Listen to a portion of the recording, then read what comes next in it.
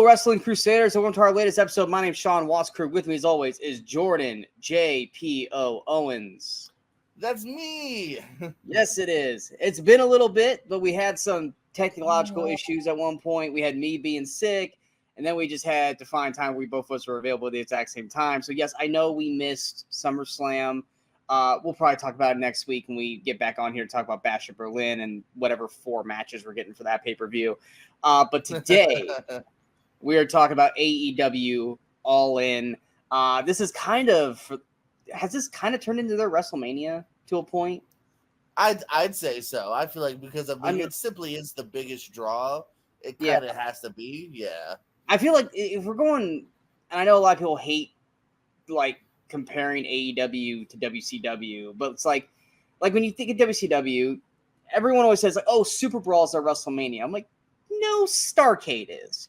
I was like, I'm pretty sure Starrcade's at WrestleMania. Whoever said Super Brawl? I don't remember that argument. Because Super Brawl, I think, was like their first real like big one. Because you got to remember, like when Sting and Hogan had their very first match, it was at Starrcade, but it didn't end officially. And then Super Brawl was the next time they wrestled. I was like, well, Super Brawl's and it was also like right around Mania time too. So it was like that's their WrestleMania. I was like, Starrcade to me feels like their WrestleMania. I mean, you could probably say like Double or Nothing or something, or even All Out could be their WrestleManias, but All Out now is kind of like the other show. After last year, we're like, what was the main event? The TNT title? Yeah, All Out is not your pay-per-view anymore. Yeah, no, it was wasn't it Cassidy and Moxley? All right, what was the new TNT title? That's what I just said. I thought that was international title. Yeah, it's like I thought it was international. I'm sorry. I gotta remember there's 4 to 5 single titles. There's like 8 titles in the company. Yeah. Because I was like, I thought it was Cassidy. but we're talking about All In. And before we jump into the actual card, are you shocked that they're not doing London next year? Is it because they don't think they didn't sell well enough this year that they don't want to go back to London? Because I heard today they just passed 50K for this show. And they were 80, weren't they 80K last year? Or something like that. Is that what it is?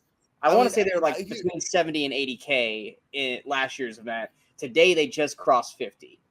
So maybe they'd stop beneficial for them to come back.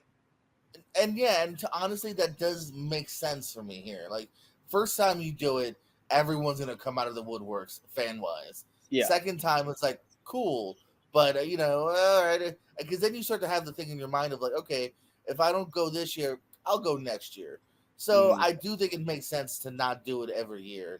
Unfortunately, and that also comes from somebody that also books venues. Like sometimes it just the audience just isn't necessarily there for every single show. So it might make sense to spread it out. You know what I mean? And it also makes sense to spread out the love. Like a Mania. Look at Mania. Mania's. I get that too, but like with AEW being with AEW being more and more like a New Japan type of thing, like the Tokyo Dome. It's Tokyo Dome. Now it's like it's Wembley. Kind of like, and now they're not going to have Wembley next year. So I don't know. New Japan again. That's a home base thing. Tokyo Dome is still in Japan. Like, I don't know. And I'm sure it's an expensive show to put on too. Everyone's a plane ticket. I mean, I'm not upset because AEW next year or All In next year is right near me, and I might be going to All In because it's in Arlington, which is like a 6-hour drive. And as soon as they announced it, my girl was like, "Are we going to that?" I'm like. If you want to go to that, I wasn't thinking of going to that, but if you want to go, sure. It's in Texas Ranger Stadium, which is literally right across the street from the Dallas Cowboys arena. Obviously, they're not going to sell out, AT&T Stadium. I mean, WWE technically doesn't either, so AEW definitely wouldn't. But hey, let's do the baseball stadium next door. So I may be going to All In next year. Who knows? We'll wait and see what happens, but. We're back at Wembley for this one. We got 10 matches, including the pre-show, but we both know better. They're going to drop probably another 3 or 4 pre-show matches on the day. Yeah, there's no way. And we mentioned it off air, like for people like Pac, like I'm sure there might be a thank you Saraya match, or a couple people are going to get the matches just to get matches in. Yeah. Yeah. Now, granted, we could say, well, they had Cardiff, Dynamite, and they already shot Rampage and Collision, so maybe they're doing like the WWE thing. It was like, well, no, we're gonna book them on like SmackDown, aka Dynamite and Collision, and that's them getting on All In. And then we also got the Casino Gauntlet. So that's never felt right to me. If I'm a wrestler, fuck SmackDown Mania or whatever they try to bill it as. No, put me on the pre-show at least, so I can at least walk the aisle, walk the stadium, like be in. I mean, that's what's gonna happen. That's what's gonna happen next week on SmackDown when they're in Berlin. It's gonna be like SmackDown mini show, and then because even I was wondering, I was watching Dynamite. Same, man. Yeah, I was watching Dynamite last night. I was like, yeah, there's good matches like Claudio Okada, yes, Saraya, Toni, yeah. That's what I was like. I'm watching. I was like, really? Are we only gonna get 4 matches on Dynamite? Okada too, huh? Unless they throw him a pre-show match. Oh, Okada is not a pre-show guy. You don't put him in a pre-show. I'm just saying, kind of interesting, huge signing. Who is technically a champion? Who, by the way, that defense against Claudio, first in about 60-something days. Just want to throw that out there. I mean, WWE, that don't matter no more. I mean, hell, Logan Paul had like one title defense every 100 days. I can almost excuse Logan Paul because there's a reason. There's no reason for Okada. There's not. You're a wrestler. No, because he was stuck in a stupid elite AEW feud, which Okada just really didn't need to be a part of. Like, I get why he was. He's the 3rd member technically, but all the matches they were doing, you and I kept talking about, I was like, oh, they're in, the blood and guts. I'm like, Okada's not a blood and guts guy. Oh, they're in the Stadium Stampede. Kind of cool moment, and then other than that, yeah, it's like he's not a Stadium Stampede guy. That's not 60-something days worth of TV. They still could have put in a match at some point. That's the thing too, that 5 hours. They built Okada and Claudio up for weeks. They were building that up like a pay-per-view match too, and they're like, "Oh, we're just gonna do it on Dynamite." I was like, "Then why?" Yeah, I kind of assumed this was gonna be an all-in match. I would have trust me. There's at least one match on this card that I would have swapped with Okada and Claudio. I would imagine we'll agree. We'll see when we get there. I think it's the same match, if anything, that we're probably going to agree on. But yes, as of right now, there is one pre-show match, which is Kris Statlander and Stokely Hathaway against Willow, Nightingale, and Tomohiro Ishii. The winner, or the winning team, gets to choose the stipulation in the match between Willow and Statlander at All Out. I mean, is there any realm of this where we believe that Stokely and Statlander are winning this match? Like, you really think Ishii is going to lose to Stokely? I don't know. I don't see this happening. Like, this is an easy win, I feel like, for this. Do you see a realm in this where Stokely and Statlander actually win this? If it was somebody not Ishii, maybe. Like, let's say, randomly Willow was like, hey, Brian Cage, hey, Lance Archer. Or Danhausen or something. A shenanigans. Sure, I was trying to think of a big guy like Ishii. Danhausen, 100%. But, like, unfortunately, because he's a New Japan export, I just don't see, like, almost like, respectfully, like, they would ask him or that he would even want to do the job, even with shenanigans. So, or even if Kris pins Willow, obviously you do that. So, no, I do definitely think Ishii and Kris will win.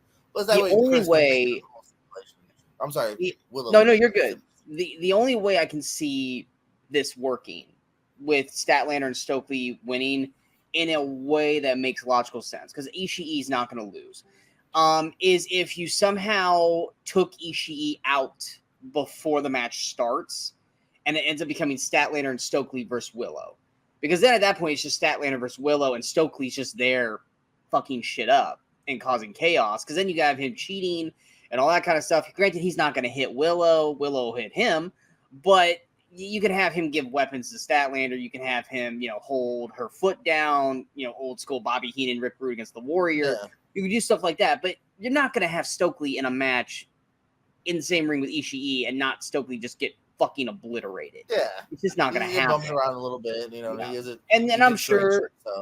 Yeah, and I'm sure if Willow wins, they'll probably choose like a lights out match or something like that. Yeah. They're gonna let it, and even if Statlander wins, I feel like it would still also just be a lights out match. That's kind of like the one stipulation. I don't see them pick another stipulation outside of like a ladder match, which would not work in Willow's wheelhouse. I figure it would be a brawl or a street fight. We're about to have a 12-man ladder match. I don't think you're gonna do it back to back. So no.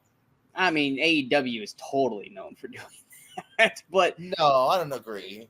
I mean, it's 2 weeks. It's 2 weeks apart this time. It's not like 5 days later like last year. So they could totally pull it off. And even as of right now, there's only 2 matches announced for All Out, and that is this match, Willow and Statlander for the CMLL Women's Title, and then the winner of MJF and Ospreay will go against Pac for either the American or the international title. Those are the only 2 matches announced.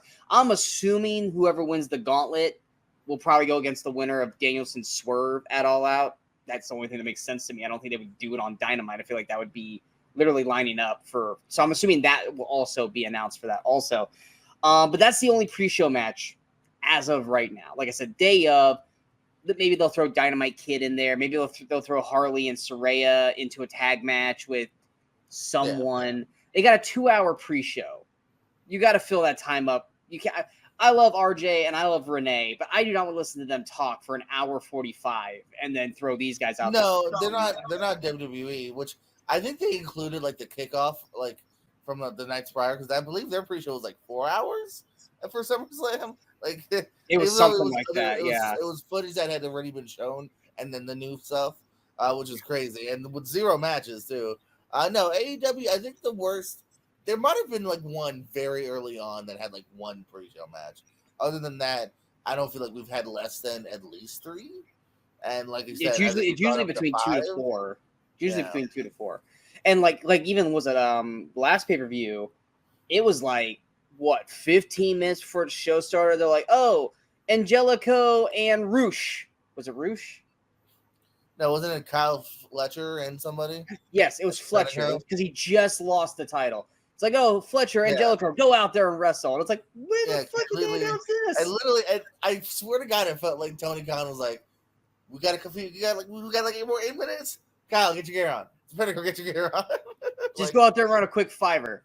You'll be fine. Yeah, exactly. Get your name out there, guys. Exactly. Going to the main card now. We probably have the one. I don't want to say has the best storyline, but definitely has had the longest legs for a storyline. We got Timeless Toni Storm against the Glamour Mariah May for the AEW Women's World Championship. We called this months ago. We called this before the Owen. We called this after the Owen. It's like, well, as soon as Mariah's going to win the Open or the Owen, and then as soon as she does, she's turning on Toni. I didn't think it was going to happen the night of winning the Open. Yeah, exactly. I loved how Toni was all like, yes, Toni was all like, yeah, wham! And it was like, oh shit, that quickly? Great bloody image left. Oh yes. Well done. She's been carrying the bloody shoe around the whole time. I loved how they've been building up Toni through this whole time. It's like, we're gonna die, we're gonna kill each other.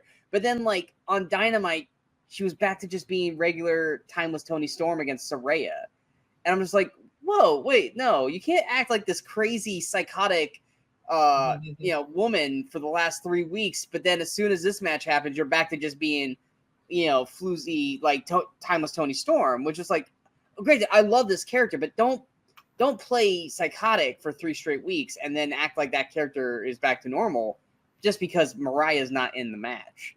I didn't really like that aspect. I think I would have liked her to be more that kind of crazy Toni and seeing how she wrestled that way, because she hasn't wrestled at all since she got attacked. So I would have liked to have seen what crazy Toni would have been like against Saraya.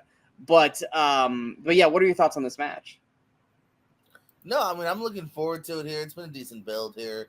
I hope they have good chemistry. I still feel like I want to see like Mariah May have that big standout match here. I think she looked good, and this might be a real, if it's a good match, a real time to shine. I wanted to. They pulled the trigger. Did you say who you thought was going to win yet? I haven't yet. Yeah, I know. I've just been talking about the build. I haven't talked about the match itself yet. Yeah. No, I'm trying to think, because I think this is one that could go maybe either way here. Tony's had a good reign here so far, and obviously is the kind of person. So let me ask you this then. Yeah. If Toni wins, who do you see taking the belt off Toni? I know you always do that, which is always a good question too. Yeah. Because she's beaten everybody. Yeah, I know. And Britt and Mone are in the TBS thing, so I take them out of the equation. Off to the side. You'd have to call up like an Athena or something, but that's even kind of outside the box, Okay, ask me this because don't ask me this. I'm going to ask you this and give me some information because I don't watch Ring of Honor barely at all. Is Athena legitimately hurt, or is that a storyline thing? So I mean, she did the match, so I feel like it's a storyline thing because they haven't. I was like, well, no, she's hurt. I was like, well, is she though? I don't know. Right. But I would be fine with Athena doing that.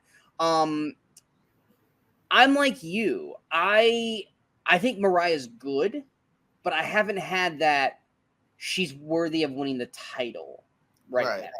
Now, either this is a one-off or this is a build for All Out again. Maybe, they continue it into All Out and they wrestle again, maybe in a stipulation match in 2 weeks. I just don't know if I on a pole match. Shoe on a pole match. Or put Luther on a pole.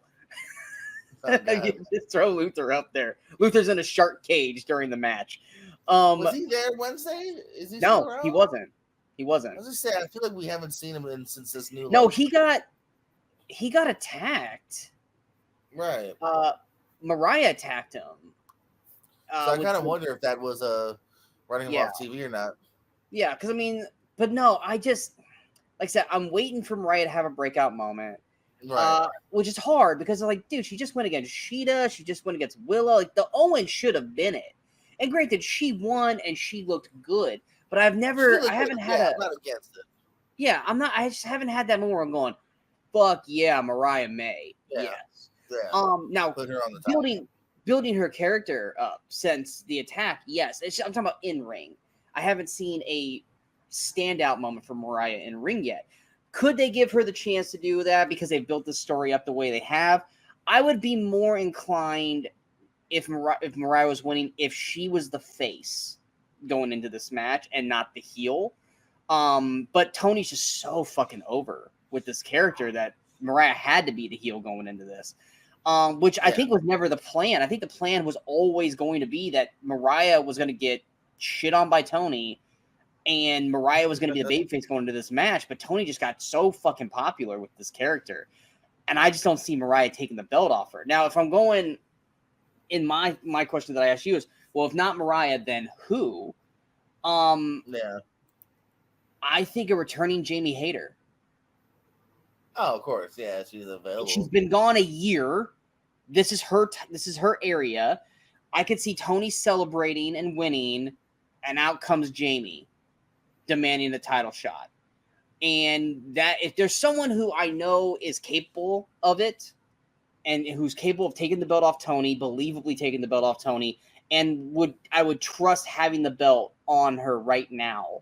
If it's not going to be Saraya, which it's not, then yeah, Jamie Hayter coming back. I feel like that would get a huge pop, and it would build. Now, if they want to keep the Mariah story going on, then no, they're not going to bring Jamie back during All In. But I feel like this would be the moment to bring her back if you're going to do it. Either that, or she's going to show up during Mone and Britt to be that person who can take out. Is it Camilla? Is it Camille or Camille? Camilla?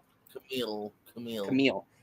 Hayter might come back during that match to kind of be Britt's, like, hey, she's got her, I've got you, and then either she turns on Britt or they continue to be buddy-buddy because they were buddy-buddy, but you could kind of see at the time when she got hurt that maybe Jamie was going to turn on Britt.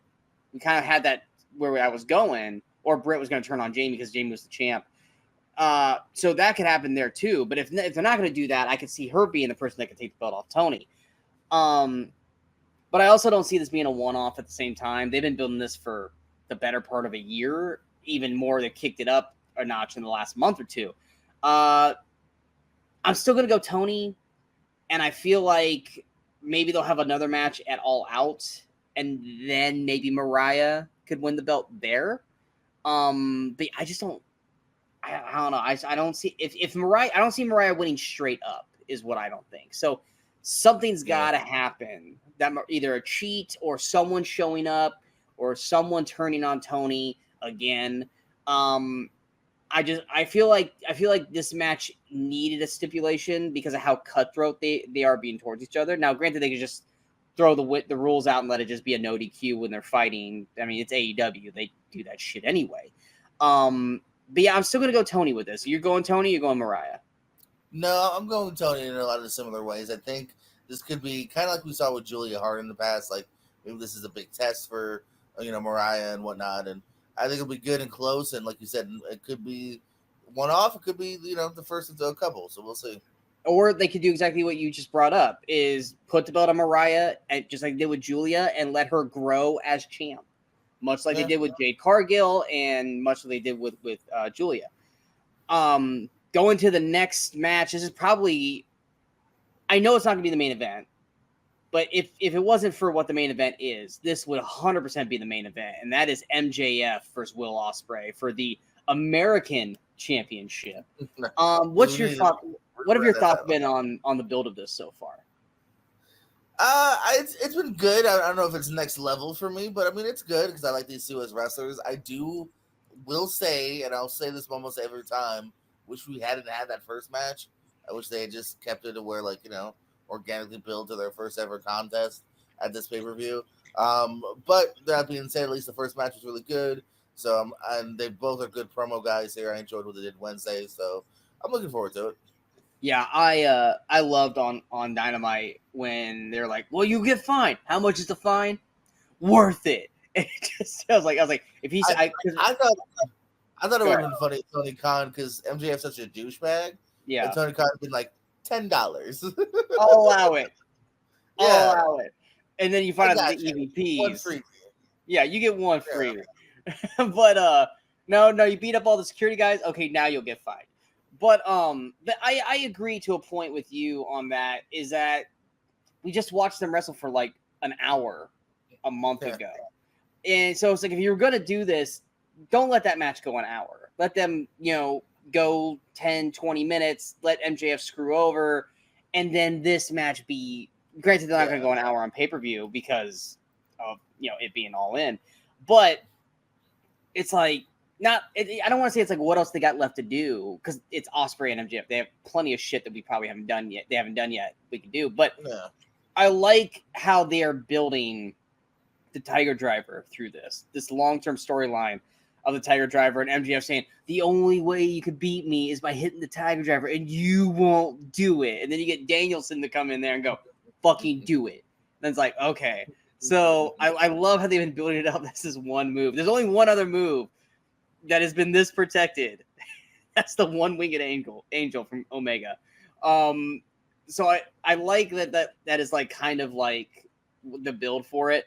I've liked what they've been doing with it. I love that MJF turned the international title into the American title, and he's been like coming out in the suit and all that. Like I love MJF the way he's been playing this off. Ospreay, he's done better work, and I think it's more or less when you put him up against MJF, you can see that Ospreay's not on his level, and that's pun intended.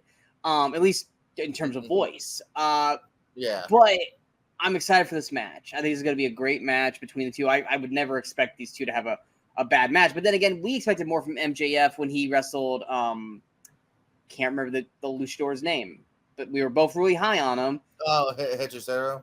Yeah, Hechicero. But then the match happened. I was like, that was it? Now, granted, it was MJF's first match back, but it was just like, I expected more out of those two. I like to hope that comes down to, maybe the styles don't always mesh. And then also, too, like you said, we kind of already saw the proofs in the pudding. That first match is good, so I kind of don't see how this won't be. Exactly. We know Ospreay and MJF can go together, and they're going to go. Do you see it staying the American title, or do you see it going back to the international title? Especially with Pac waiting in the wings 2 weeks away. I mean, do you keep it going, and then you have the same shtick for Pac, or do you have Ospreay Pac? Which is a fucking banger. I think Ospreay and Pac is one that's a banger. That's even if they're gonna do what they did last year and maybe give Danielson a break. That could be a potential main event. Maybe I kind of just throwing out ideas. You know what I mean? Because they did that last year with the champion. And also too, I think I don't know. I had another reason behind it, but yeah. I think Ospreay just getting the pop and Wembley, I think it will be pretty big. So you have Ospreay taking it? Yeah. I was gonna say Pac. Yeah, I meant Ospreay's, So Ospreay's pop for winning will be pretty big. So let me ask you this then. I know you hate when I start throwing these questions at you because I'm future booking. No, I love it. I just don't always have an answer. Yeah. Okay. So future booking now. So Ospreay's got Pac. Where do you go next with MJF? Hopefully Adam Cole's back, but then again, what do you do? Adam Cole just started training in the ring again, so he's probably still a couple months away. They announced that earlier this week that he finally got cleared to be in the ring to work. No, but even that's muddy now because you just made MJF a big heel again. So exactly, unless you're gonna bring Adam Cole back as a face now. But then it's like that's the other thing too. Thing was weird. Where the fuck's Wardlow? Weird. Where's Wardlow? I don't know, man. He disappeared again. This guy, I can't. Sorry, I'm going off topic here, but this is a guy they constantly kept building. They kept building this guy as like this top like Goldberg dude. Plus, not to mention, there's that storyline with him and MJF. They've been building that up when MJF was a good guy. It's like Wardlow's coming for MJF. That went nowhere. Then you have this thing with Adam Cole targeting Wardlow because he couldn't win the title. That's gone nowhere. Adam Cole hasn't been on TV since MJF, basically shit on him. And then Wardlow hasn't been on at all with Undisputed Kingdom. I don't know. Like, honestly, I would be okay if Wardlow and MJF started thing, but they're both heels. Same thing with Adam Cole. They're both heels. And when Cole comes back, he's got Undisputed Kingdom. So it's like he can't come back as a face. So I don't know where they're going to go with this story. And I don't think MJF should go right into the title hunt because I was going to say that's definitely a choice too, but you want to give it a little bit of time because he'll just lose. If he loses, then he just lost, Yeah, exactly. So I'm not sure where they go next with MJF. But I agree. I think Ospreay wins. I think the only reason I think I see MJF winning this is because they don't have a plan for MJF past this point yet. Because they're either waiting for Adam Cole or something with Wardlow. And they're just idly kind of keeping things going. And granted, at that point, Pac will definitely be the face against MJF. Whereas if it's Pac against Ospreay, it's going to be split. Or it's probably going to be pro Ospreay. And then you got to make Pac be a heel going into this match. So, I mean, I think on paper, the better match is going to be Ospreay-Pac. But if they don't have a game plan for MJF, they might just keep the belt on him. So, but I'm still thinking Ospreay. What's your plan for Ospreay? Ospreay's going against Pac. Are you talking about what's the plan for Ospreay if MJF wins? For Ospreay, exactly. Honestly, that was on you son of a bitch. Yeah, honestly, they just signed someone to a multi-year deal today, and it's Ospreay's boy, who I think is going to show up in the casino. Yeah, Ricochet is going to show up, and I could see them teaming up and going into the tag team. What's that? No, I was going to say, were you thinking Ricochet in that Gauntlet? Oh, he's totally going to be in the Gauntlet. Ricochet, Bobby Lashley, Shane McMahon, everyone in the Gauntlet. No, Shane McMahon, hell no. Do not put Shane McMahon in that Gauntlet match. Please don't. And your final entrant, here goes money. Does he have copyright? Okay. Does he have copyright for the song? That's true. That's true. Probably doesn't. Here comes the dollars. Here we go. How funny would that be, though, if they did my joke and they pan to the back with all the wrestlers, like, in gear, and the last person in the row is Shane, like, oh. Now, what would be funny is if Shane starts to come out, and it's like, here comes the money, and then Okada comes out money, and then... No, Okada comes out going, no, mine, bitch, because he's the Rainmaker, and shit. I would just and just like knocked out Shane, just knocked Shane out, and Shane never makes it to the fucking ring. I think you're assuming wrestling fans are gonna get what that even means. I think anyone that's like most of our age, which is most of the AEW fans, I think would get the joke because I thought it'd be funny if as Shane's doing his thing at the top of the ramp, whatever in the middle of the ring. It's Ricochet hits the shooting star for the win, and then Shane's like, "Oh, okay, never mind," and then just walks in the back and leaves. I'll just keep doing my little dance all the way in the back. That is possible, even for not just Shane. That is possible that whoever's coming to the ring is like, "Oh, shit's over. All right, let me just fucking leave." But yeah, I see Ospreay if he loses this match. If they want to put him with Ricochet right away, one, one of them's got to be a heel if you're going to have a feud with them, or two, you put them together as a team. No, you don't. The way those two wrestle, if we're doing, because they weren't when they wrestled in Repro in that famous match, like they were just straight up like, here's the two best kind of in this field going at it. That's one of those rare times. I'm usually with you. I'm very much usually a heel face guy. I think it's one of those times that you really don't, and it's just about who's better, who's faster, who's more innovative, who's better. Honestly, if it was me right now, I would put them together and I'd have them go and actually try to get this tag team division back on top.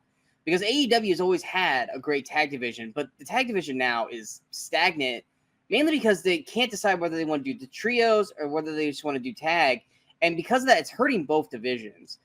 Now, you put Ospreay and Ricochet in the tag division, that could be the shot in the arm that the tag division needs to get to the next point.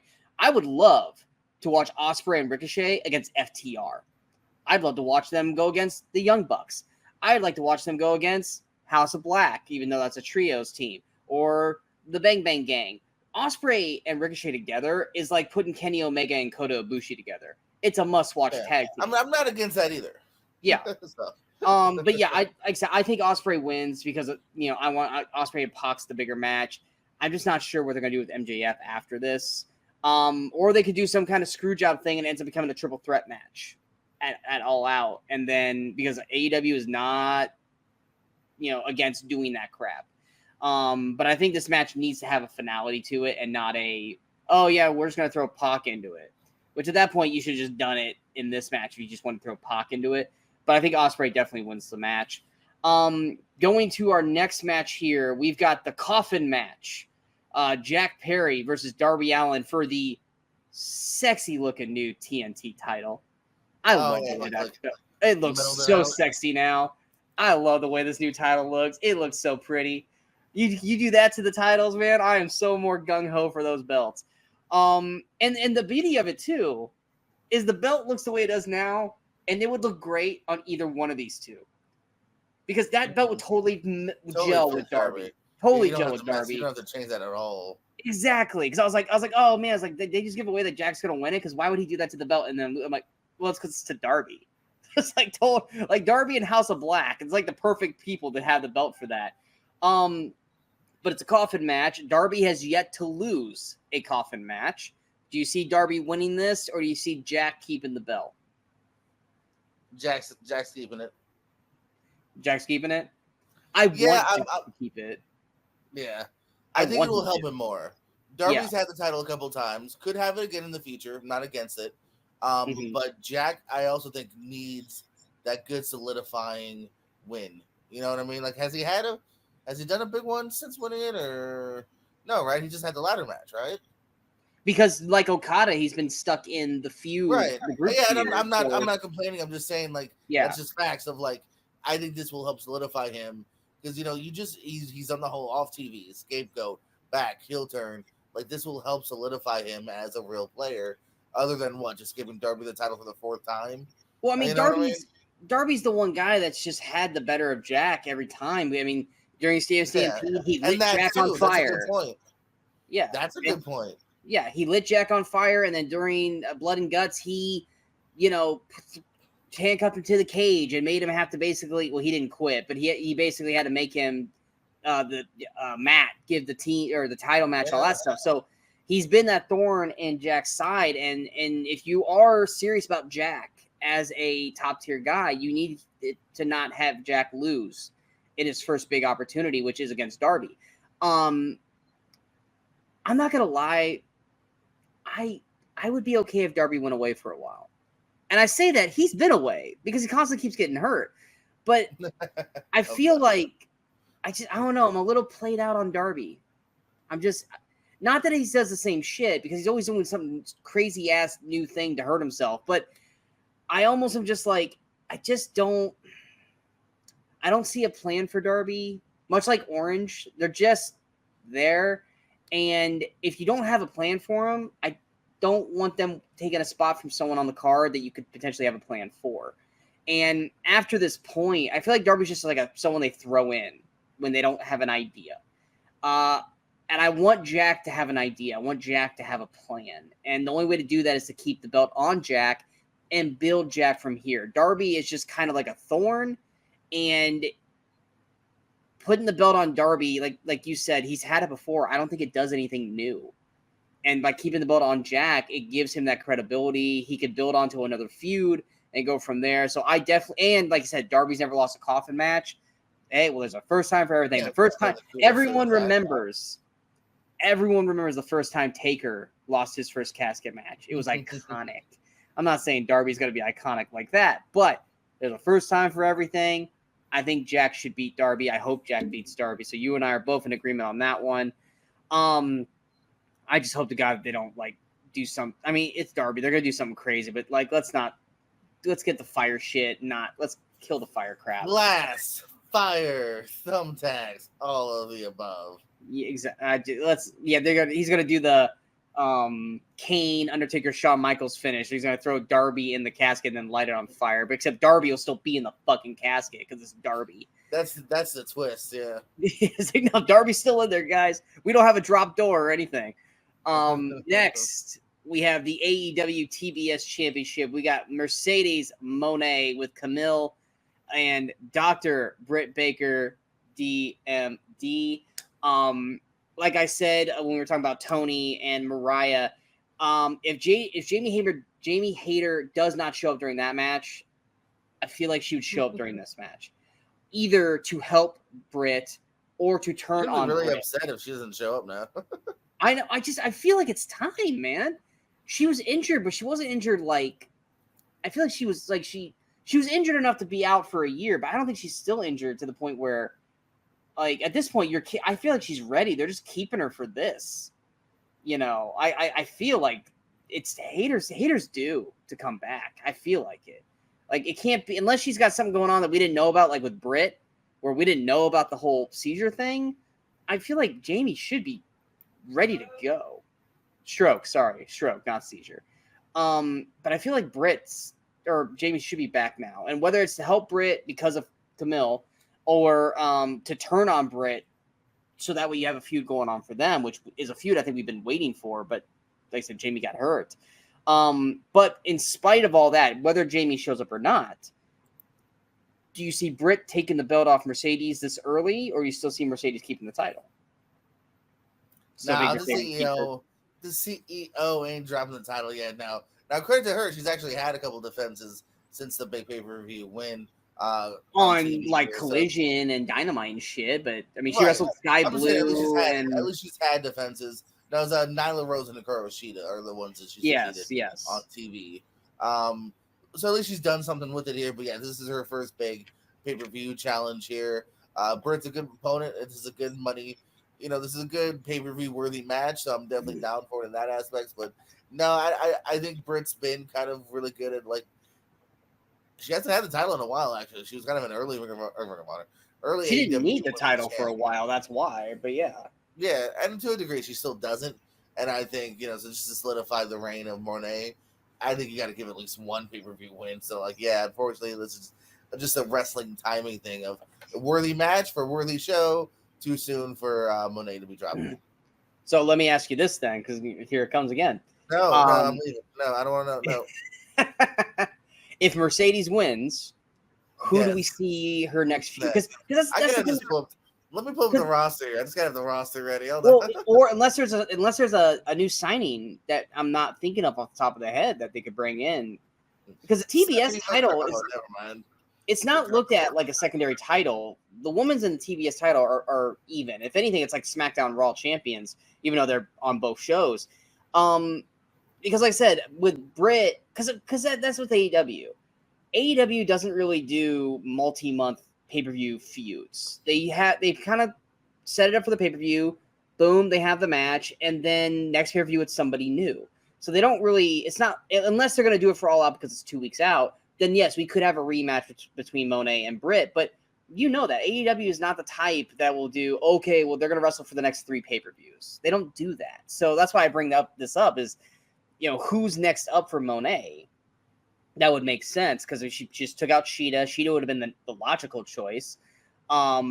She beat Nyla, which that's not a threat anymore. And if she beat Britt, and let's say Britt and Jamie, if Jamie does show up and cost Britt the match, that obviously they've got their thing. There's three people that have potential here. Thunder Rosa just had a pretty big win, so Thunder Rosa is a possibility. Jamie Hayter, as you said, and then the only other person I thought would be big enough, Serena Deeb. They've been kind of teasing her. Maybe get another big match. So I would be fine with all three of those, and probably more Rosa because she just won the feud against Purrazzo. She just won that feud. That seems like a big enough. That seems like a big time match. And I think they would gel well together. I think that they would have a great match together. What have you felt? How have you felt about this build for these two? Have you liked it? Have you not? It was just been kind of eh. It's almost similar-ish to the MJF Ospreay feud, maybe, but even lesser. I don't know. Like again, like I'm sold by the match itself on paper, and nothing's really been bad. But like, yeah, I don't know if anything has really got me again to that next level. I like the introduction of Camille. I think she's really talented. For RBW company I help run in Florida, she's the biggest viewed video there.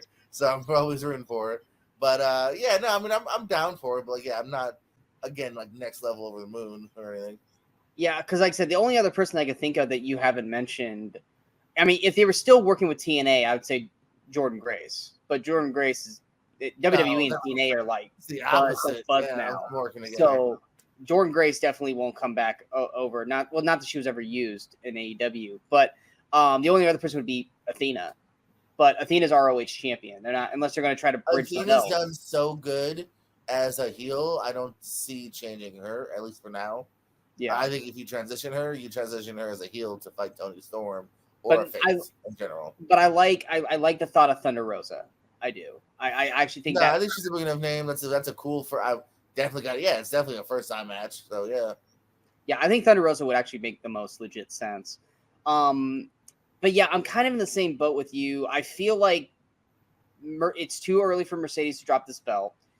So either Camille just helps her beat Britt, or it's Jamie coming back and Jamie turns on Britt and helps Mercedes. It's not because she's with Mercedes, but it's just because it's a new feud for her and Britt to start shit together. Other than that, I mean, I think it's going to be a good match either way. Like I said, Mercedes is a good wrestler. I think she needs a good wrestler with her to have a great match, and Britt is definitely that wrestler. I think in terms of who's going to have the better matches between Mercedes and Britt and Toni and Mariah, I think the emotion, obviously Mariah and Toni is going to be the better match, but I think the better just match itself is going to be Mercedes and Britt. But yeah, I definitely have Mone winning that. Next, we've got the Casino Gauntlet for a shot at a future world title shot. As of right now, there's only been 5 people announced for it, which is Mark Briscoe, Orange Cassidy, Kyle O'Reilly, Hangman, Adam Page, and Evil Uno, which we saw on Dynamite. You and I are both in agreement. We don't think Evil Uno is actually going to be in this actual match. We don't know how many people are going to be in this match. The match will go as long as it goes until someone actually gets that first pin. I think everyone is looking at Hangman to win this. I think Hangman will win it depending on... I think if Hangman wins, I think it pretty much almost kind of gives a heads up of who's actually going to win the main event. If it does not go to Hangman, I think it also kind of gives a heads up of who's not going to win the main event, whether it be Ricochet, who shows up then, or any of the other surprise, options that could happen there. But like I said, depending on how the main event goes, I think it could go either way. What are your thoughts? Well, yeah, this one's one of the hard ones to call because we just don't even know, who's in it. You know what I mean? Do they give it to a new guy? Do they give it to maybe just a surprise guy that we're not thinking of? You know what I mean? Is this a way to get Wardlow back in the title picture? Who the fuck knows? Of who's announced, only Hangman really makes sense to me. Yeah. You know what I mean? Because that could, again, if we're looking at, okay, who's going to fight Danielson, that could make sense. Who's going to fight Swerve? That could also make sense. Do you think if Hangman wins, that basically is telling us that Swerve's winning, and if Hangman doesn't win, that's Danielson winning? Or do you think that they will do Hangman against Danielson? Well, no, I think even Hangman and Danielson is a match that could make sense because he's a full on heel. He's attacking Uno, his former old friend, for no reason. But the thing is that his whole promo is ruining his life, ruining it for him, which is all about. That's again why I kind of feel like he's not going to win. That's why I'm kind of thinking it's somebody. It's either the new guy or somebody we're not even thinking about. But that's what I'm saying, though. If Hangman does win, does that pretty much almost make it a foregone conclusion that Swerve's winning the match? Well, that's why I don't think he will win. But if he does, I wouldn't say foregone, no. Because again, he's so crazy. They could write it one of two ways, So I feel like they could kind of. He'll still want a title shot, but yeah, it does hit towards. So then, do you think it's Hangman or the Field? Who do you got, the Field or Hangman? Officially, I'm gonna say the Field. You think the Field? I think it's gonna be Hangman. I think. Yeah. Okay. I think that if we've got All Out 2 weeks away, and you want to not have a international match be the main event or a TNT match be the main event, you want the world title. The only way you can build it up for people to buy it is Swerve Hangman for the title. I feel like that makes the most logical sense. I feel like that is the quickest turnaround because that story is built and engraved into the storylines already, that they could have that match be in 2 weeks and it would still hit, as you not having to wait for October for I think it's Wrestle Dream. So yeah, I think in terms of you're trying to get buys for All Out, Swerve and Hangman is the buy. That is the match that's going to get people to want to watch All Out. Bryan and Hangman, I don't see that being like it's going to be good. It's going to be a great match. There's nothing against Hangman and Bryan, but if you're trying to sell pay-per-view buys, Hangman and Adam or Swerve and Hangman is the buy. So I'm going to go with Hangman on that. Now, the one match that I think they should have swapped with Okada and Claudio, the FTW Championship. We got Chris Jericho against Hook in a last chance match. If Hook loses, he can never challenge for the FTW Championship for as long as Jericho is champion. Look, I love Jericho. I do. I'm not. Hey guys. Hi guys. I'm not crazy about Hook. I still haven't really latched on to Hook yet, like everyone else has. I'm so over this feud. I'm over the learning tree. I'm over the FTW.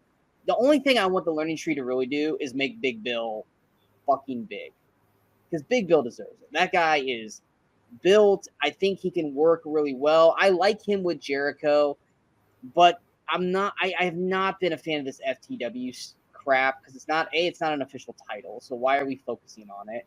And I just don't. Like I said, Hook doesn't really do much for me as a worker. He just doesn't. Maybe if they were doing like AEW Underground, then he would be great for that crap. But I'm not the greatest Hook fan. If they hired Shane, maybe we'll see a debut. Exactly. That's why I said that. But yeah, this is the one match I literally could give a rat's ass about. I just don't care.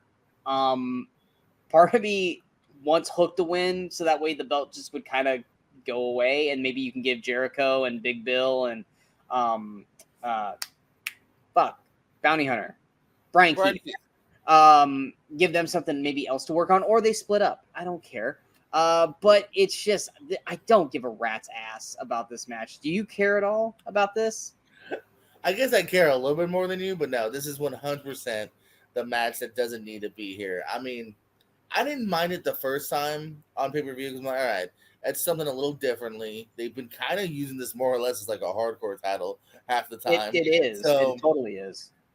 So at least like it's a break of pace from like, just great like, single matches or tag matches and women's matches. So again, I like an eclecticness in my show, but it's not like the matches were ever blow away. This is not Ospreay MJF where we're like, all right, let's do it again. This is like, all right, we're doing it again. Like we've seen this match, we've seen this feud. This doesn't need to be on another pay-per-view. This again, if I'm wrong, I know you're watching. I'm sorry, but this again just screams Jericho needing to be on the fucking show. He doesn't need if he need to be on. Put him in the Gauntlet. Put the learning tree in the ladder match. That could have been cool. That would have worked. That's a trio. This is not a match I care about because we've seen it. I doubt it'll be any better, and will probably be on par, if not worse than the first one here. It's a title, like you said, I don't really care about. That's actually why I actually want Jericho to win, because I actually want Hook away from this title. You know what I mean? I'm a little bit higher on him than you are. I think he gets a pop and has a good look. If Jack Perry retains, maybe Perry. Oh no, Perry and Hook, we've seen that already. But I don't know. Let's just do something else. That's like been done. That's been done. Never mind. Off that, Okada and Hook. I don't know. Wait. Okada going for the FTW, or are you talking about Hook going against the No. Hook going for the Continental. I was going to say, don't you put Okada with the FTW belt? No. I'm saying, in a weird way, I want Hook to lose to further his career because he needs to get away from his dad's shitty fake title.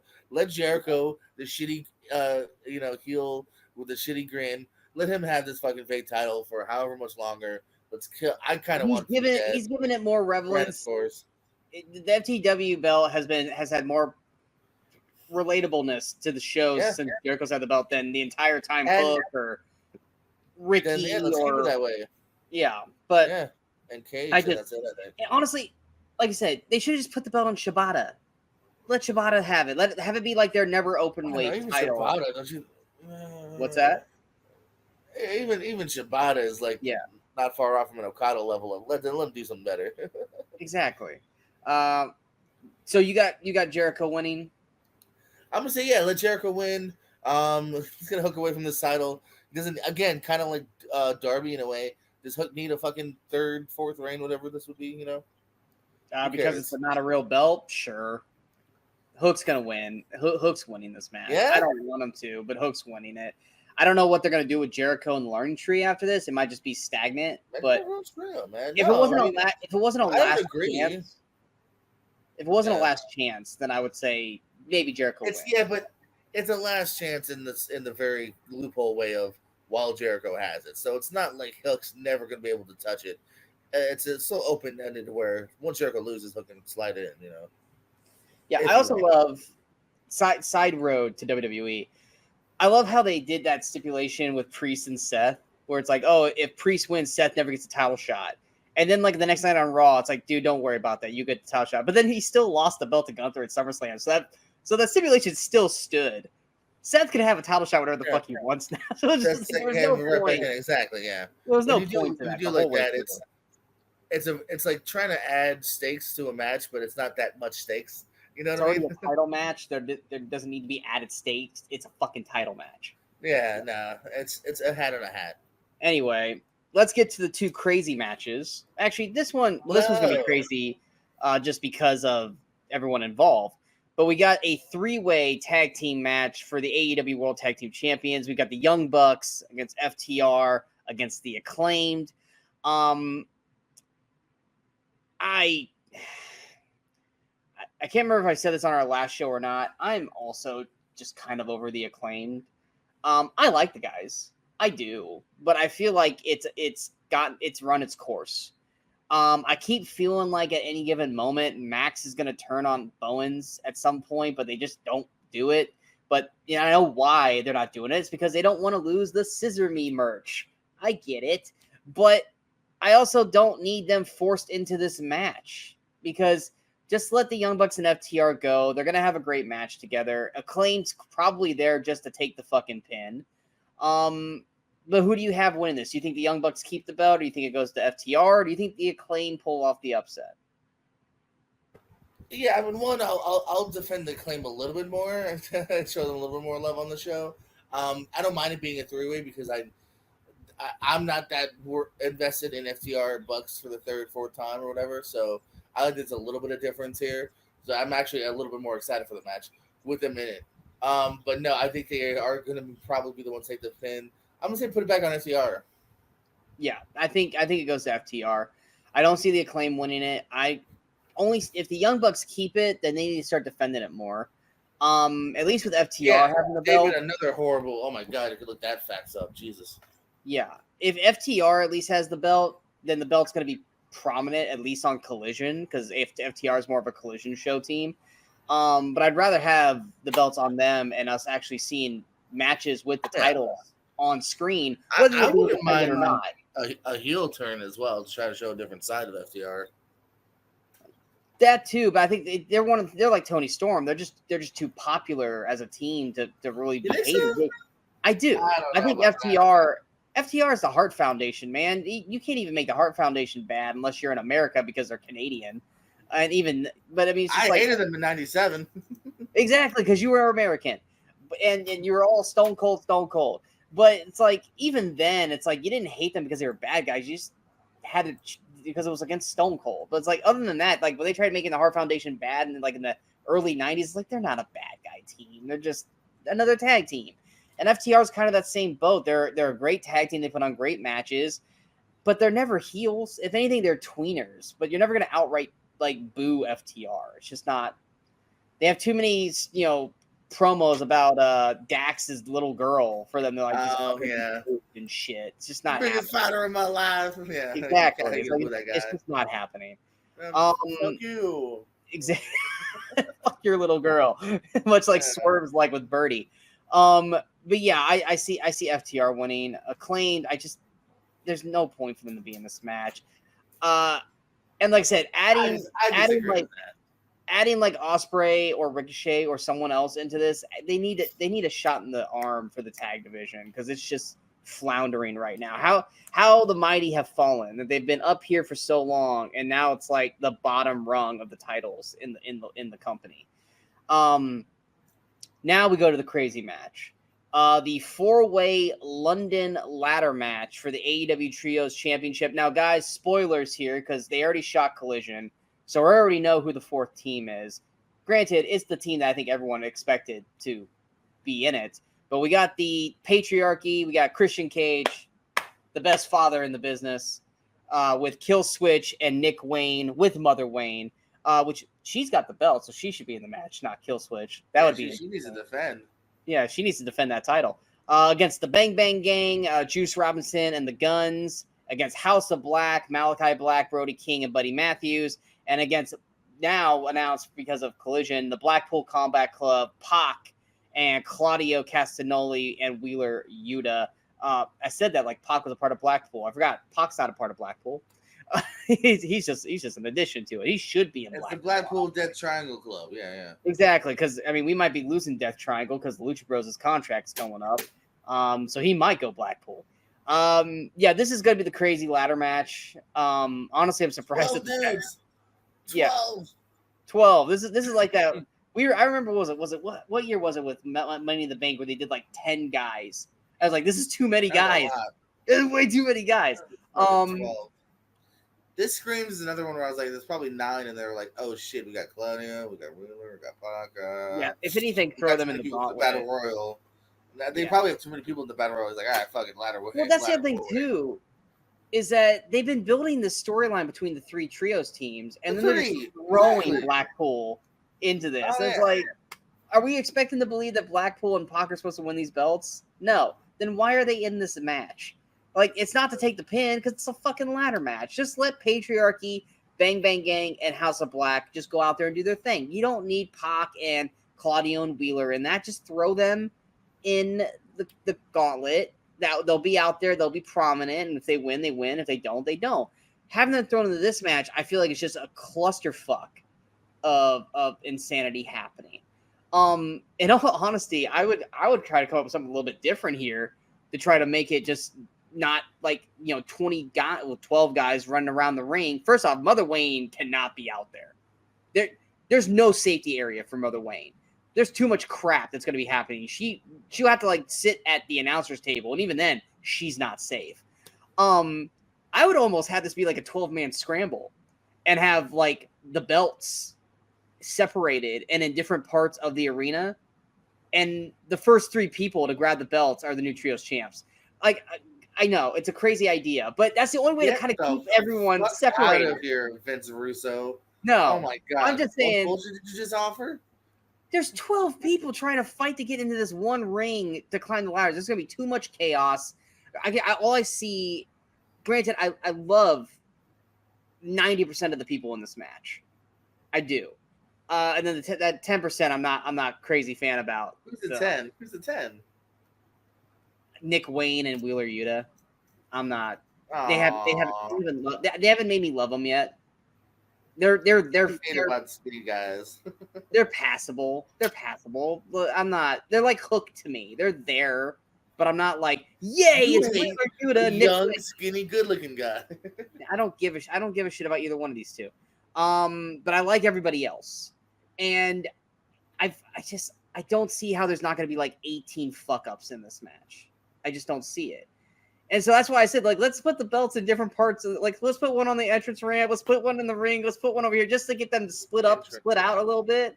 I just get some separation in this. It still would be a cluster, but at least it would be space. Remind me not to book you as my booking partner anytime soon. Jesus. Oh, my booking is great. I'm literally just trying to find a way to make this not a fucking... This is a clusterfuck of a match. Egg hunt and find bullshit you just nine guys is too many. 12 is just fucking ridiculous. 9 is doable, like you said. We've seen 8 is the pretty average Money in the Bank. I feel 9 and 10 we've seen. Yeah, 12 people bouncing around. Let's put it this way. How many wide shots of 8 people just doing nothing as they just doing this in the corner? Doing this. Yeah, it's a Royal Rumble match at that point. Yeah, it's a Royal Rumble match until someone tries to go up for the belts. And then at some point, you're going to have 4 ladders with 8 people on them, all trying to reach. This match should be an hour long. In theory, it should be an hour long because there's too many elements to get into. Ever try to win like a 6-way match in a video game? It's fucking impossible. It's the longest match ever. Because you have to like somehow make like all 5 characters dead. Yeah, exactly. It's impossible. Trying to win a Money in the Bank match on a video game is nonsense. Trying to win a Money in the Bank match in real life is nonsense. Coming from someone who's been in those matches, it's fucking chaos trying to book that thing with 7 other people. It sucks.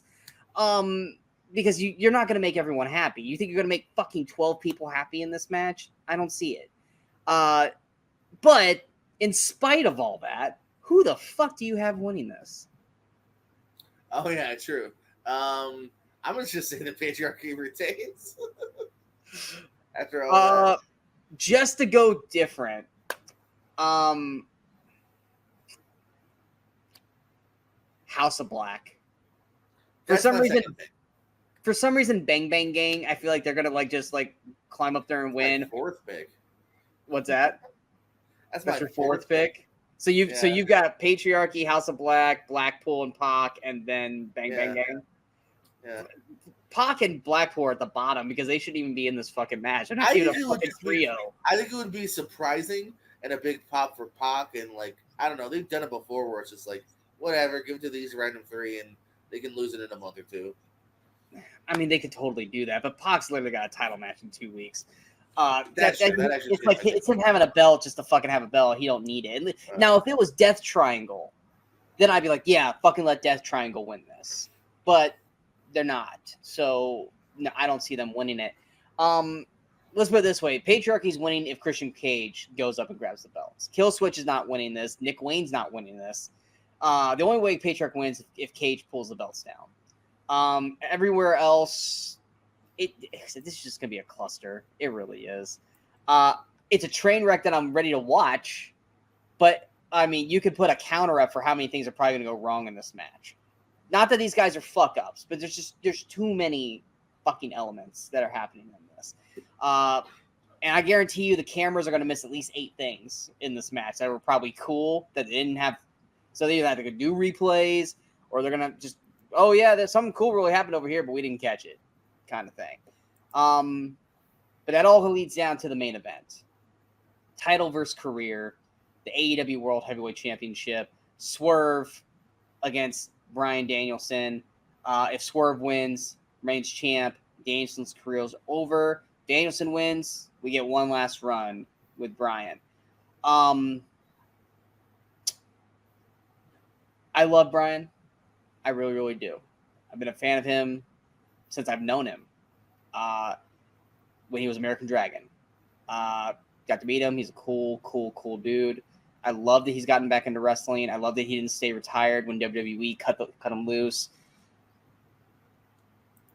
I just don't feel like Swerve should lose the belt.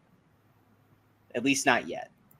I feel like if Swerve should lose the belt, it should be the Hangman, because that has been built. That has been seared. If there's one person, like, so I don't think it was even intentional. I think it just naturally turned that way. Hangman and Swerve are Joker and Batman. Hangman and Swerve are John Cena with Edge and Randy Orton. They are now engraved into each other for the foreseeable future of their careers. And I feel like if there's one person that should be ruining the perfect life of Swerve Strickland right now, it's got to be the guy that he fucked over first, and that's Hangman. Because if he loses to Bryan, and Bryan wins the belt, I'm not going to be mad by any means. I'm not. I love Bryan. I would love for him to have the belt for once and actually let him go off and just do whatever the fuck he wants to do until he drops the belt. But Hangman's whole drive of character and story is to take the belt away from Swerve because of what Swerve did to him. It has nothing to do nice. It has nothing to do with Swerve just one-on-one. Granted, he would love to wrestle Swerve one-on-one, but he wants to take the belt away from Swerve to do the one thing that Swerve did, which was ruin Hangman's life to a point. And if that belt is not in the equation, I don't feel like the feud, while still hot, isn't going to have that extra oomph to it that I feel like it needs. I feel like Bryan going out on a match like this would actually be a beautiful send-off for him. Wembley, in front of 50,000 people, in front of Bree, in front of his daughter, Birdie, going out on his shield. I think this would be the perfect send-off for Bryan. I don't think any of us expected Swerve to be the guy that end Bryan's career, but at this point, I wouldn't be mad. It's not Baron Corbin and Kurt Angle, you know? So at least you have someone who's up the caliber of a Bryan Danielson. Plus, that's an extra oomph to Swerve's character, that he's the one who retired Bryan. So yeah, as much as I want Bryan to have the belt, I feel like storyline-wise, character-wise, the Hangman thing, unless you're going to have Hangman come out there and cost Swerve the belt so Bryan wins, which also works, but I mean, you could do that, and I'd be okay with that too. But I don't want Swerve to lose the belt. I don't. So I'm going to pick Swerve, but I can see Bryan winning with Hangman causing it. That I feel like, but just Bryan winning straight up without Hangman being involved, I feel like I don't know. I don't feel like that flows with what we've seen character wise. What are your thoughts on this? I'm going to completely disagree with everything you said and say Bryan Danielson is your new AEW World Champion. I don't know. I look at it almost similar-ish to Sting a few months ago. I think it's going to be kind of a womp-womp if Danielson loses and swerves when he drives away with the title here. I think it's a great, wonderful moment to give Danielson that one more title run and let him go out on top. And I don't see him never wrestling again. I don't. I definitely see him slowing down like he's hinted at before and being more of a father, but I see him coming back at All In next year, or maybe All In a couple years from now, doing something with Nigel, or being like the Forbidden Door fifth guy at like a War Games or a Blood and Goats rather, or just whatever. Like, yeah, here and there, maybe even like he's joked before doing an indie here and there, or popping up in New Japan. Like, I don't think he's done. I don't. For at least on a full-time level, I don't believe he's done completely. I think he's too young to say that now. I think he lost too many years already. I feel like if he wins, he's going to be around for the rest of 2024. If anything, he'll lose the belt in 2025. I don't see him winning the belt and then dropping it in like 2 months. I feel like if he wins it, he's going to have like at least a 4 to 6 month reign. And that's an interesting story to tell too, because you could tell the story of, hey, when I lose this, I will go away. Not saying like forever, But someone, I can't remember who it was. Someone had a reign like that. I'm for the life of me cannot remember. No, they were champ, and they were like, as soon as I lose this belt, I will retire. I cannot for the life of me remember who it was. I can't remember who it was. I want to say it was in WWE, but it was like, yeah, as soon I'm champ, but as soon as I lose this title, that's it. Like, I'm gone when I lose the belt. And they held on to it for a good bit. I cannot for the life of me remember who it was though. I don't know. I know it's not, but for some reason Mick Foley's in my head, and I know that's not true. I know that's not right. I know it's not right. But I just remember a storyline. I will keep going as long as I keep winning, but as soon as I lose, that's it. I cannot remember. But yeah, that's a storyline that they can build with Bryan. That as long as I'm champion, I will keep fighting, but as soon as I drop the belt, that will be it for me. Like in a full time career, because that's what he always said was that he'll stop being full time wrestling. He'll drop the part time or kind of be like Undertaker, where he'll just do like pop-ups for special stuff. So whereas like if he loses this match, he's supposed to be done kind of thing. But I mean, a lot of that kind of depends on his body as well, because that's the thing with Bryan. It's like he's getting more and more banged up in every match he's getting in, and it's not necessarily because of his head. That was what it made him get injured or retired in the first place. It was it's his arm, it's his shoulder, it's his neck, it is his head at certain points. So he might have just been like, to this point, he's like, you know what? Maybe his own daughter doesn't want him to win. Did you hear that? That Birdie was like, I want my dad to lose so that way he can stay home. And then Swerve responded Swerve responded with, I got you, Birdie. Which I thought was great. Again, though, can we actually assume that that's real? You know what I'm saying? So I mean, according to Swerve, he says if he hears Bryan's wrestling anywhere else, he's gonna beat his ass. Which I love. That was kind of a fun thing. I love that. Nah, I'm gonna show beat your ass. You can put on a mask in Mexico, act like you're the luchador. I'm gonna show beat your ass. I'm gonna beat your ass. So it's like I loved that whole thing with Swerve there. Like I said, I won't be like I said, if Bryan wins, I feel like it still has to have Hangman involved in it, because once again, Hangman's whole focal point is making sure Swerve loses the belt. Now, whether that's to him himself, which is why I feel like if he wins the Gauntlet, then Swerve's gonna win, because why would you give him the title shot and not have it be against Swerve? Now, like I said, if it ends up being against Bryan, the match is still going to be great. Plus you have this, and plus he's the reason why Bryan beat Hangman for the Owen. So you have that callback there. So it would make sense at the same time. But I just feel like if Hangman wins, it's like, well, I mean, are we going to do Bryan and Hangman, or are we going to do Swerve Hangman? I feel like it would make more sense for that. But I feel like Bryan only wins with Hangman causing something, which would taint the win. But still, I'm not going to be mad with either one of them winning. We're in a good spot. Either Hangman helps him win, or Bryan wins straight up and Bryan's champ. Yay, we're happy. Or Swerve wins. Bryan gets a great swan song moment here where he gets to wave goodbye to Wembley and he's going out on his shield kind of thing. And Swerve is still champion, and I'm happy. I'm happy either way. I'm just thinking storyline-wise, do you feel like, take their career thing out of this, do you think Swerve has been champion long enough to lose the belt? Or do you feel like this reign would have been too short? Yeah, but you're saying take a huge element out of it that you can't take out of it. No, I'm saying let's just say it was Bryan versus Swerve without the career on the line. Then I would say Swerve. I would say Swerve. Do you feel like it's too early for Swerve to drop the belt? Do you feel like it's too early? No, not in this case. In this storytelling case, that's why I'm saying, to me, you can't take that out. Because in this case where it literally is, hey, I'm wrapping things up unless I can win the title at the biggest show of the year. Like, now it's like, yeah, okay, that's a worthy enough. Dropping to Danielson at the biggest show of the year, I think, is a totally fine way to lose the title. You can always get it back later.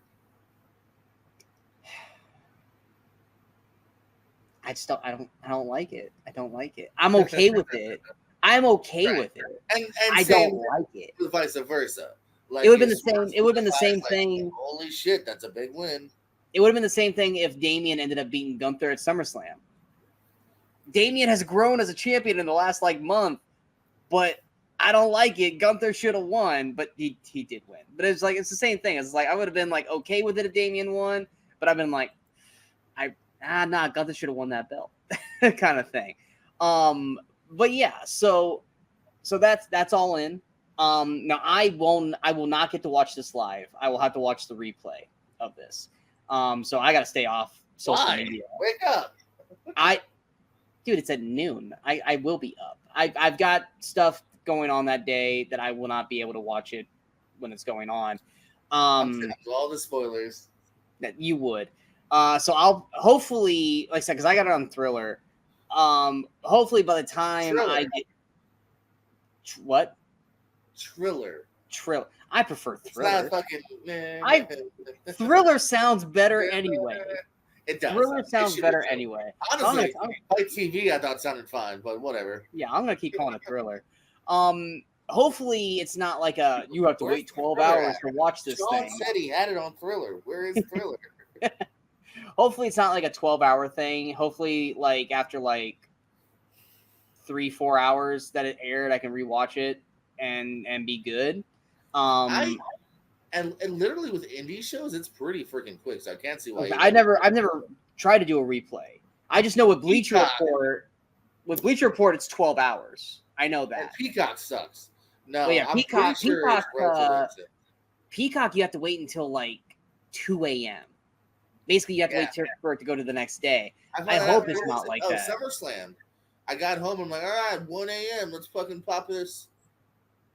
I don't see it. Come on, guys. You would have had to wait till 3 a.m. because I had to wait till 2 a.m. for Peacock, and you're Eastern time. I almost said Atlantic. That's not time zone. No, I remember thinking all right, I could get the first couple hours in before I go to sleep. Nope, you gotta wait till Pacific time is now in the new day, and then you can watch it. WWE Network used to be quick. I mean, I don't see why. Oh, WWE Network, it was within an hour you could rewatch that. That's pretty quick. So yeah, hopefully that's not the case, and I can rewatch it a few hours after it's over.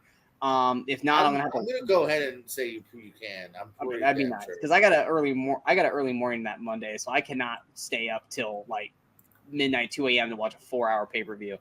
But we will be back here next week to talk about this.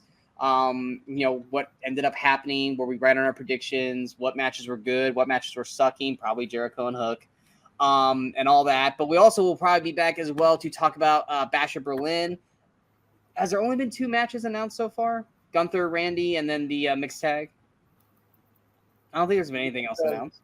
Because I'm guessing Bloodline, whoever wins that tag match, is that going to be probably the SmackDown? I'm not sure. I'm looking right now. Oh, no, they have 4 matches announced. Oh, yeah. Fuck. I forgot. Fucking Punk and Drew strap match. Oh, duh. Yeah, Punk and Drew. Yeah. And then they've got, and then Cody and Kevin. Oh, okay. So unless they add a Bloodline match, then we've got our 4 matches right there. So we'll be back to talk about those. We'll also give you an update on the fantasy wrestling league, which we are still going strong. I think we're in week 14 or something on that now. So we'll talk about that then. But what are your guys' thoughts? Who do you guys have picking for All In? Who do you think's winning? Does Danielson's career end on Saturday or on Sunday? Or does Swerve keep rolling? Or does Bryan Danielson the next AEW champion? What do you think about all the other matches? Do you guys think the trios match is going to be a clusterfuck of just insanity? Or do you think it's going to be very structured and picture perfect with no fuck-ups? Do you think Ricochet is going to show up at All In? Who do you think is going to win? Hangman or the Field? Let us know in the comments below. Like I said, we'll be back next week. But until next time, we are the Wrestling Crusaders. I am Sean Waskrug. That's Jordan. JPO Owens. Until next time, in case we don't see you, don't try this at home. Unless it's on your little brother, don't tell mom. Well, mama don't know. Can't hurt her. That's very true. So, goodbye. And good night. Bang!